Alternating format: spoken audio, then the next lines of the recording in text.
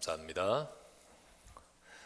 이 시간도 여러분과 저의 삶에 알고 계시고 또 역사하시는 주의 은혜가 영육간에 충만하게 임하는 시간 되기를 바랍니다.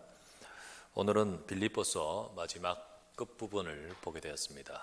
이제 마무리를 하게 되는데, 이 바울 사도가 빌립보서를 적어 보내는데 마무리하면서 그동안 빌립보 교회가 헌금으로 헌신했던 그 부분에 대해서 언급하고 있는 내용입니다. 빌립보 교회는 이 복음을 받은 처음부터 헌금으로 이렇게 참여하고 헌신했었습니다. 우리가 알다시피 사도행전 16장에 보면 바울이 마게도냐로 가서 첫 번째 성인 빌립보라는 곳에 갔습니다. 그곳에 가서 만난 사람이 하나님이 예비하신 루디아라는 여자, 그 여자가 복음 받고 그 집에서 교회가 시작됩니다. 그 집에서 말씀 운동이 일어나고, 그래서 기도하고 거기서 계속 인도받는데 하나님이 붙여주신 사람이 귀신 들린 여종입니다. 그 여종을 치유하고 그 여종이 복음 받고 이 사건으로 말미암아 감옥에 들어가게 됩니다. 그 감옥에서 간수를 만나고 간수의 가족을 살리고, 이런 과정으로 쭉쭉 가다가 이제 바울이 이들을 다 모아서 격려하고 힘을 주고 위로하고 떠나는 장면이 사도행전 16장에 나옵니다. 여기서 이제 바울은 떠나지만은 여기 남은 이 빌립보의 루디아 집에서 있는 그 모임이 교회인 것입니다. 그래서 이 교회가 거기서부터 바울을 통하여 일어나는 이 전도운동, 이 복음에 동참하고자 처음부터 헌금하고 헌신했다는 장면이 오늘 본문에 나오죠. 15절 보십시오. 오늘 읽었던 빌립보 사람들아, 너희도 알거니와 복음의 시초에 내가 마게도냐 떠날 때에, 거기서 떠날 때에 주고받는 내 일에 참여한 교회가 너희 외에 아무도 없었느니라. 그 다음 바울이 갔던 곳이 데살로니가입니다. 데살로니가 가 있을 때 16절에 내가 데살로니가 있을 때도 너희가 한 번뿐 아니라 두 번이나 나 있을 것을 보내왔도다.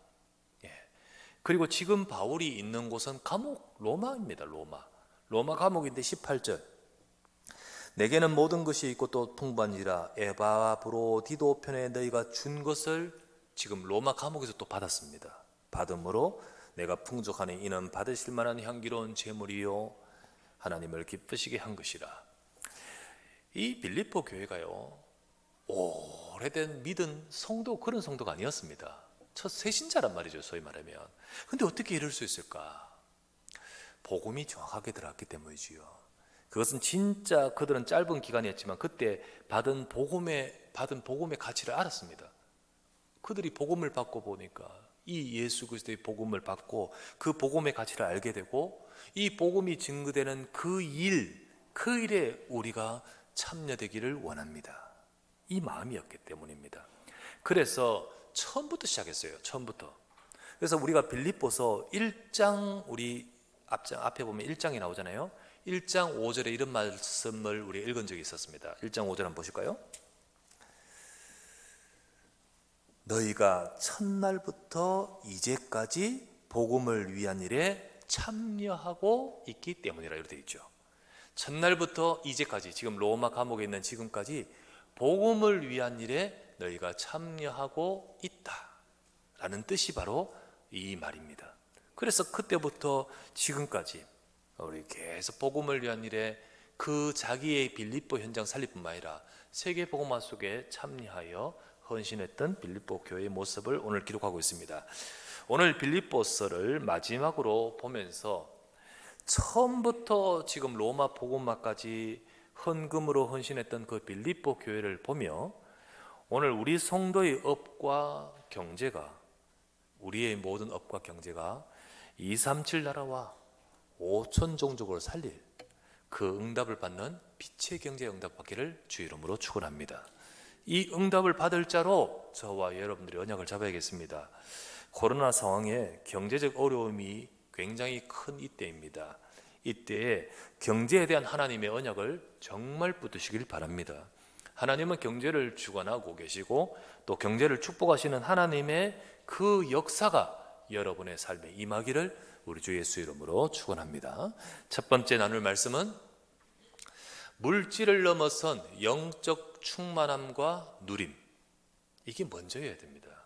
물질이 지금 오늘 이게 메시지가 이게 경제구나 해서 돈이 중요한 게 그쪽에 포커스가 아니고 하나님이 그 물질을 먼저 넘어선 영적 충만함과 누림. 누구나 물질의 풍요를 좋아합니다. 이 물질이란 말은 이 물건을 말하는 게 아니고 이제 경제, 돈을 말합니다. 그죠? 누구나 물질의 풍요를 좋아합니다. 많으면 좋고 힘납니다. 그리고 궁핍하면 힘 빠지기 마련이지요. 누구나 그럴 겁니다. 그런데 우리의 신앙 상태도, 영적 상태도 이거하고 따라가면 따라가는 경우가 많다는 거지요. 경제적으로 좀 잘 되면 은혜도 충만하고, 그리고 좀 어려우면 은혜도 바닥이야. 쭉 바닥이 돼버려요. 그러나 하나님이 주신 것이 진짜 이 돈 이전에 제일 중요한 축복은 그게 아니지 않습니까? 하나님은 우리 믿음이 이것 따라가는 상태가 되기를 원하지 않습니다.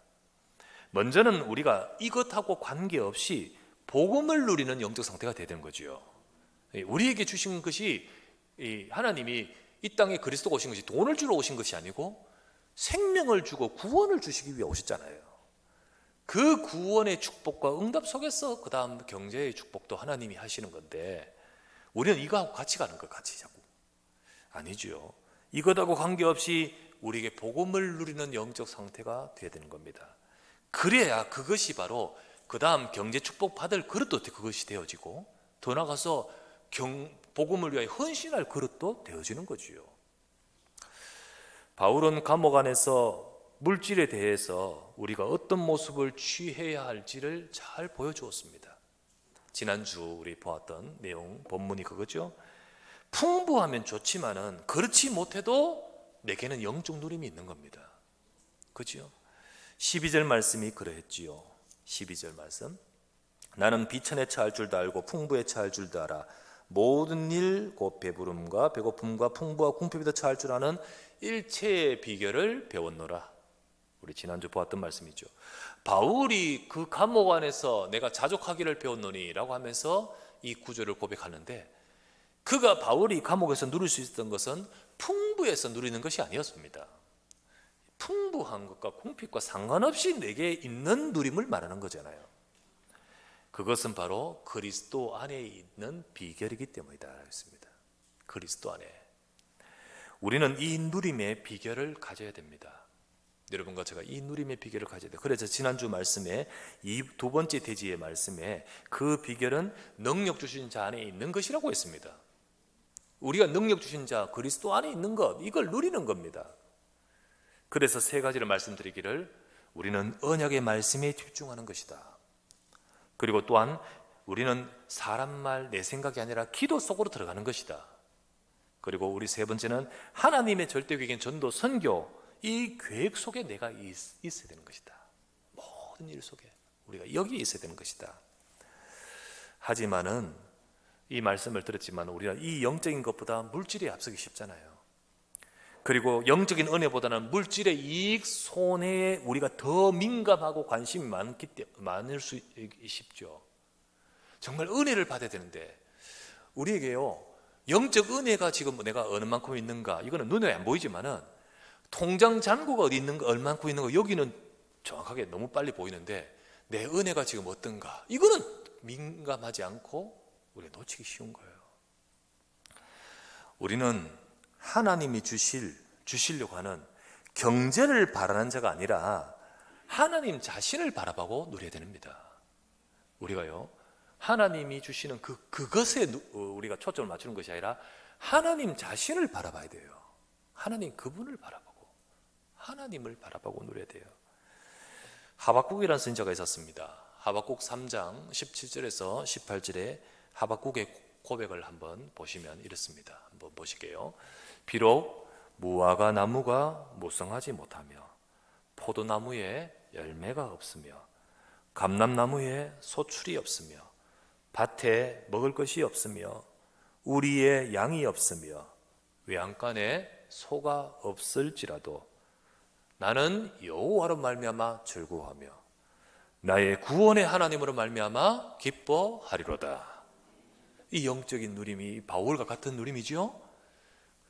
내가 이게 궁핍하고 이거하고 상관없이 그리스도 안에 있는 것을 나는 즐거워한다. 우리에게는 바로 이 비밀이 필요한 것입니다.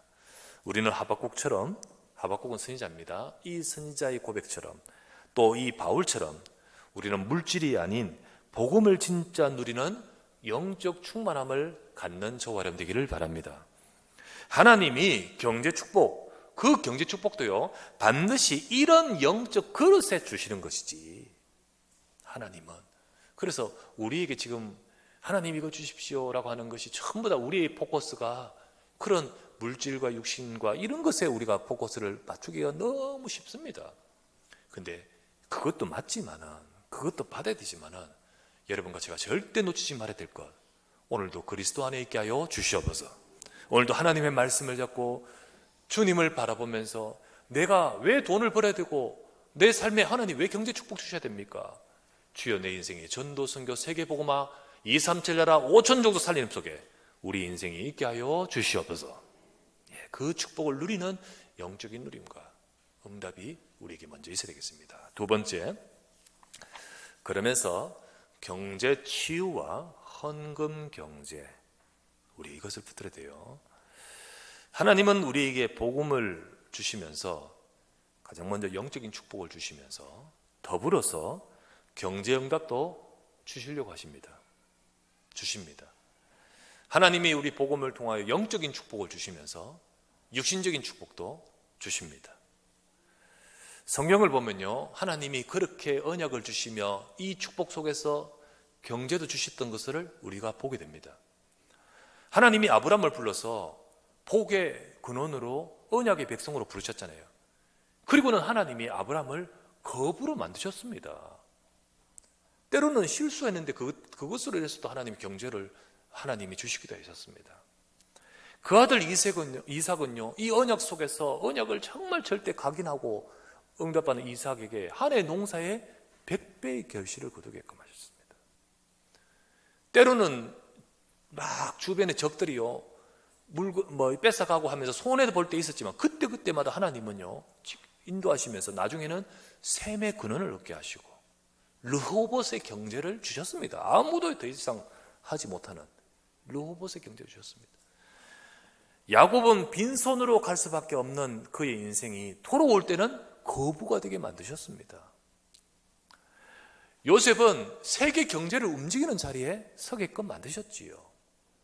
우리 잘 아는 재앙시대 때의 오바댜, 또 사르밧 과부, 또 수넴 여자, 하나님이 그 시대에 이 복음을 위해 헌신하게끔 경제 주셨지 않습니까? 초대교회 산업인들을 하나님께서 정말 축복해가지고 세계복음화에 헌신하도록 만드셨습니다. 여러분, 이 모든 것은 우리도 받을 응답인 줄 믿습니다. 우리도 받을 응답이에요. 하나님이 분명히 지금도 그 역사 속에서 하나님 백성들을 향하여 주신 언약입니다. 그런데 이게 안 되고 하나님 백성에게 계속 경제 문제가 온다면 우리는 어쩌다가 보면 좀 어려울 수 있습니다. 어려울 때도 있어요. 야곱도 빈손으로 갈 때도 있었고요. 또 이삭도 뺏길 때도 있었고요. 손해볼 때도 있었고요. 어려울 때 있습니다. 그러나 계속 경제 문제가 온다면 어떻게 되는 겁니까?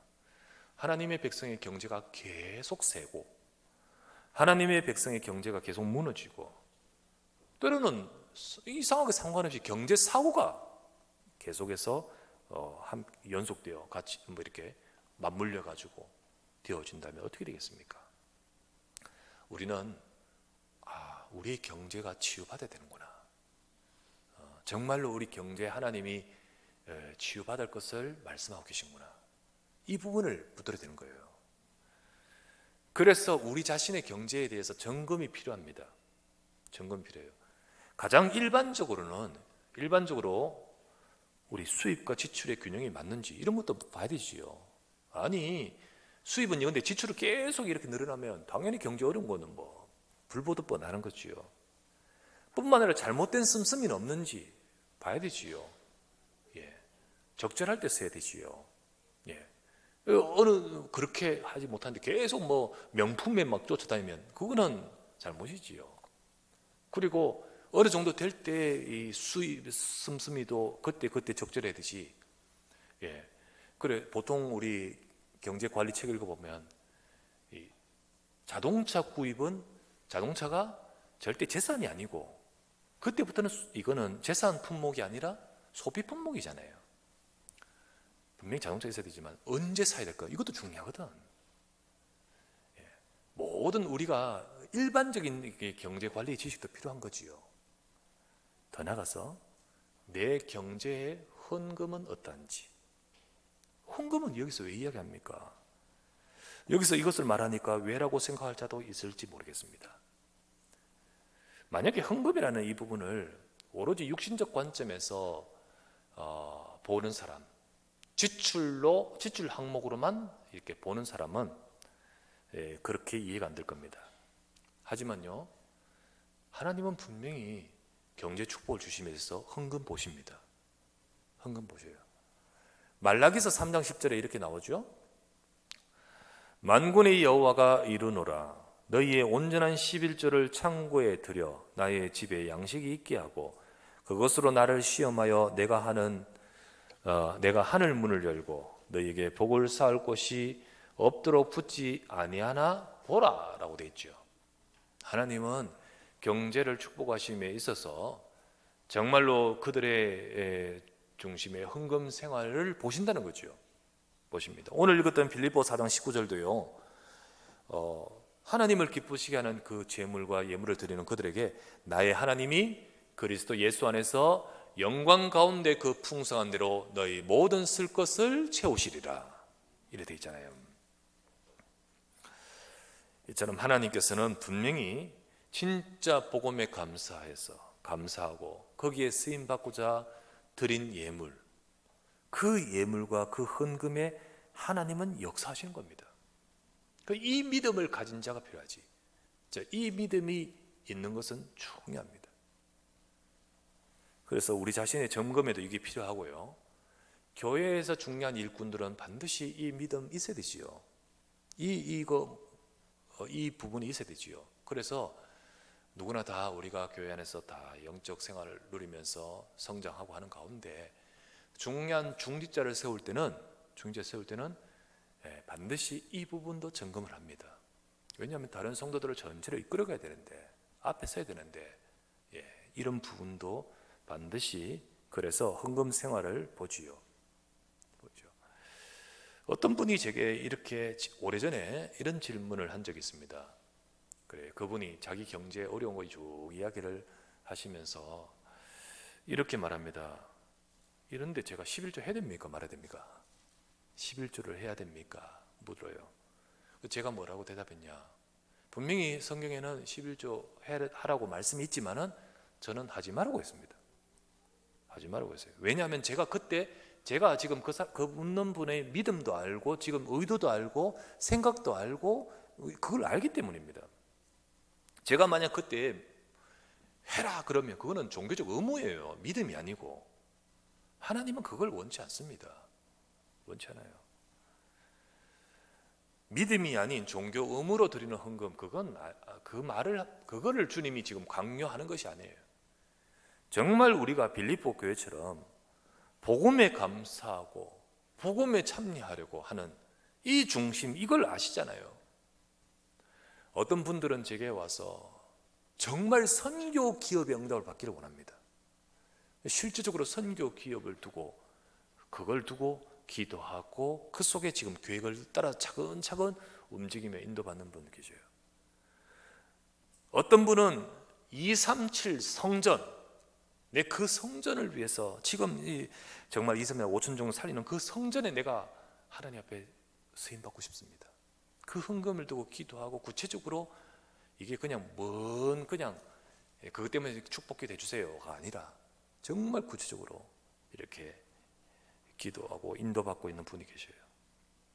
또 어떤 분들은 정말 이런 것 같은 이런 부분에 헌금에 동참하고 싶어서 기도하는데 어느 날 특별한 기회가 자기에게 왔어. 그러니까 그것을 가지고 너무 감사하면서 그동안 기도했던 이 부분에 내가 동참하기를 원합니다. 또 어떤 분들은 그동안 차곡차곡 모아온 것들을 특별한 이 부분의 제목을 가지고 누가 뭐라 하지도 않았는데 본인의 마음에 소원을 품고 기도하는 가운데 여기에 헌신하는 분도 계셔요. 18절 말씀 오늘 다시 보면요, 에바브로디드편에 너희가 준 것을 받음으로 내가 풍족하니, 여기 이는 받으실 만한 향기로운 제물이요 하나님을 기쁘시게 한 것이라, 이렇게 되어 있죠. 저는 기도합니다. 정말로 하나님, 모든 우리 성도들이 이 축복을 받게 하여 주시옵소서. 하나님 보시기에 기쁘시게, 그리고 하나님이, 그 다음 구절이 내가 하나님이 그 풍성한 대로 너희 모든 쓸 것을 채우시리라 이렇게 있잖아요. 하나님이 바로 경제 축복하실 그런 자가 되게 하여 주시옵소서 기도합니다. 또 하나 기도는요, 하나님, 경제 치유가 필요한 분은 경제 치유받게 해주옵소서. 아닌 것에, 틀린 것에, 또 불신앙에, 오로지 육신적인 것에 그렇게 있으면서 진짜 하나님의 경제 축복이 받아야 될 분인데 그러지 못한 분은 이 부분이 치유되게 하옵소서. 여러분, 하나님이 주시는 경제 응답 받기 위해서 여러분 진짜로 우리 자신들이 여러분 현장에 응답받을 언약을 잡으시기를 주 예수 이름으로 축원합니다. 그래서 세 번째 붙드십시오. 여러분, 237 나라와 5천 종족 살릴 빛의 경제의 축복을 받게 하옵소서. 이 언약을 잡으시고요, 여러분이 여러분의 삶의 언약을 잡으시기 바랍니다. 파이어족이라는 거 있죠. 파이어족 아시죠? 파이어족이라는 것은 조기 은퇴족입니다. FIRE, 영어로는 파이어가 불이지만은 이 각자가 한 단어씩 약자입니다. F는 financial, 재정, I는 independence, 독립, R은 retire, 은퇴, 그리고 E는 early, 일찍. 그러니까 재정적으로 독립해가 조기에 은퇴하는, 뭘 말하느냐면 일반적인 직장인들이 평생을 두고 일하면서 살아가는 그 평생의 직장인의 궤적이 아니라, 인생 궤적이 아니라 집중적인 경제 활동을 막 해가지고 그리고 일찍 은퇴해서 즐기며 살려고 하는 자, 그거를 두고 금융 관리, 투자, 수익 여기에 초점을 맞춰가지고 그냥 월급으로 수익을 얻는 거 이게 불가능하잖아요. 그래가지고 해가 은퇴하고 이제 인조이한다, 이런 족들입니다. 이런 생각을 가진 사람들입니다. 금융관리, 투자, 또 수익 되어지고 또 하는 것도 필요하지요. 또 거기에 대한 지식, 거기에 대한 연구, 우리 거기에 대한 어떤 경제적 지식 필요하지요. 우리도 또 그런 부분들도 아주 유능한 분들도 있으셔야 되겠습니다. 그러나 제가 말씀드린 것은 이들의 모든 경제 관리는, 지금 내가 경제를 관리하고 투자하고 수익하는 모든 관리의 목적은 오로지 자기 인생, 오로지 자기의 육신만을 위한 포커스죠. 그렇죠? 빌립보서 3장 19절, 우리 앞장에 보면 이런 말이 있습니다. 3장 19절에 그들의 신은 배요. 배. 그들의 신은 배요. 그러니까 God, 그들의 신, 믿는 신은 배입니다. 배. 그리고 땅의 일을 생각하는 자라, 오로지 땅의 일을 생각하는 자라. 그러면서 20절에 보면 그러나 우리는요, 우리 시민권은 하늘에 있는지라 되어 있잖아요. 많은 사람들은 또 예수 믿는 사람들 가운데서도 인생의 목적, 신앙생활 목적 자체가 이것이 있는 사람, 땅의 일을 생각하는 자가 많겠지요. 하지만 저와 여러분들은 하나님이 뭘 원합니까? 하나님은 우리가 영원한 것을 알고 또 가장 귀한 것을 알아서 빛의 경제에 응답받는 자 되기를 원하십니다. 빛의 경제란 말은, 우리 빛의 경제 이 단어를 어떻게 우리가 딱 이해하냐면 세계 복음화할 만큼 큰 응답받는 경제. 그래서 그렇게 경제를 우리가 생각하기 쉽습니다.